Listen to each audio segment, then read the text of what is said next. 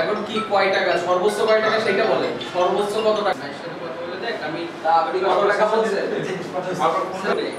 এটা করে লাইসেন্স কখন আপনি করেননি বলতে যে আমি তো টাকার বিষয় আমি ফেভারিট করতাম এখানে লোকজন রাখেন না, দালাল টালাল তো আমরা নিচে অনেক সময় ধরে 1 ঘন্টা ধরে ঘোরাঘুরি করতে। প্রাথমিকভাবে আমরা দেখেছি এখানে কিছু দালালদের উপস্থিতি আছে, আমাদের উপস্থিতি টের পেয়ে তারা এখান থেকে সরে পড়েছে এবং এখানে এসে যারা কর্মরত আছে অর্থাৎ এখানের কর্মকর্তা কর্মচারী সহ যারা আউটসোর্সিংয়ে আছে তাদের মোবাইলগুলো প্রাথমিকভাবে আমরা একটু চেক করার চেষ্টা করি, কারণ আমাদের কাছে তথ্য ছিল যে তারা মোবাইলের মাধ্যমে লেনদেন করে এবং বিভিন্ন গ্রাহককে হয়রানি বা অসৎ উপায়ে তারা অর্থ উপার্জনের চেষ্টা করে। আমরা কয়েকটা মোবাইল সিজ করে 4টা মোবাইল দেখে আমরা তাদের হোয়াটসঅ্যাপগুলোতে বা মেসেজে বিভিন্ন ধরনের ইঙ্গিতপূর্ণ মেসেজ আদান প্রদানের তথ্য পেয়েছি, সেখানে টাকা আদান প্রদানের তথ্য আছে।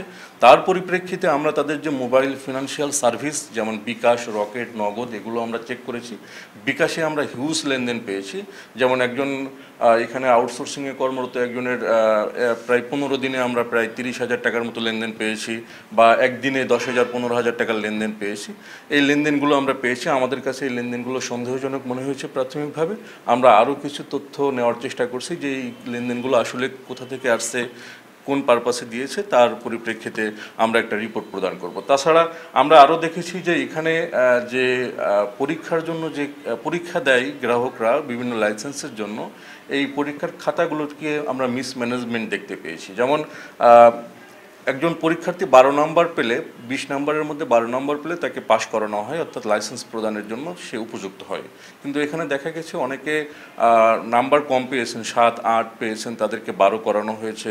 এবং আমরা এটাও দেখতে পেয়েছি যে এখানে একই হাতের লেখা দিয়ে যে পরীক্ষার প্রশ্নপত্র পূরণ করা হয়েছে যেগুলো লিখিত। তো আমাদের কাছে এটা সন্দেহজনক মনে হয়েছে। প্রাথমিকভাবে আমরা কিছু কাগজপত্র এখান থেকে নিয়ে যাচ্ছি এবং কিছু কাগজপত্র চেয়েছি পরীক্ষার খাতা সহ। আমরা সেগুলো যাচাই বাছাই করে দেখব যে এখানে যে অনিয়মগুলো হয়েছে বা কোনো ধরনের অনিয়ম হয়ে থাকলে আমরা সেটার পরিপ্রেক্ষিতে আমরা ব্যবস্থা নেব।